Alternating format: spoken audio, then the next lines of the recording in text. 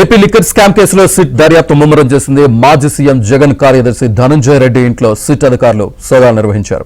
ఈ కేసులో supreme court bail నిరాకరించడంతో నిందితులుగా ఉన్న ధనంజయ రెడ్డి, కృష్ణమోహన్, బాలాజీని అదుపులోకి తీసుకునేందుకు సిట్ యత్నిస్తోంది. అయితే వారు ఫోన్లు స్విచ్ ఆఫ్ చేసి తిరుగుతున్నట్టు సిట్ గుర్తించింది. ఈ ముగ్గురు నిందితుల కోసం విజయవాడ, హైదరాబాద్ లో సిట్ అధికారులు గాలిస్తున్నారు.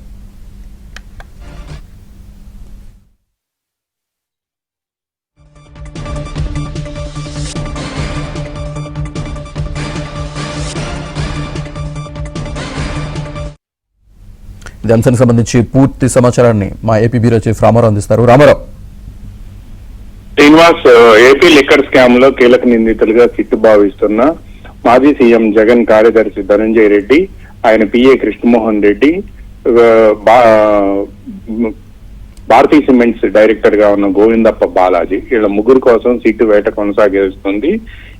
గత రాత్రి నుంచే వీళ్ళు హైదరాబాద్, విజయవాడ నివాసాల్లో సిట్టు ఇప్పటికే సోదాలు నిర్వహించేందుకు రంగం సిద్ధం చేసింది. నిన్నంతా కూడా ఈ మద్యం కేసులో నిందితులైన కేసిరెడ్డి రాజశేఖర్ రెడ్డి, అవినాష్ రెడ్డి, అదేవిధంగా చాణిక్య, వీళ్ళందరి నివాసాల్లో సోదాలు చేయగా నిన్న హైకోర్టులో వీళ్ళ ముగ్గురికి ధనంజయ రెడ్డి, కృష్ణమోహన్ రెడ్డి అండ్ గోవిందప్ప బాలాజీలకు బెయిల్ తిరస్కరించారు. అయితే ఈ రోజు సుప్రీంకోర్టును ఆశ్రయించడంతో సుప్రీంకోర్టు కూడా మధ్యంతర రక్షణ కల్పించేందుకు నిరాకరించింది. దీంతో వీళ్ళు ముగ్గురిని అరెస్ట్ చేయాలనే నిర్ణయానికి సిట్టు వచ్చింది. అందువల్ల వీళ్ళకి హైదరాబాద్ అండ్ విజయవాడ ఈ రెండు ప్రాంతాల్లో ఉండే నివాసాల్లో గాలింపు చర్యలు చేపడుతున్నారు. ఇందులో ఒకరి లొకేషన్ ఈ రోజు ఉదయం దొరికినప్పటికీ కూడా అక్కడికి వెళ్లేసరికి అతను తప్పించుకున్నట్టుగా కూడా సిట్టు గుర్తించింది.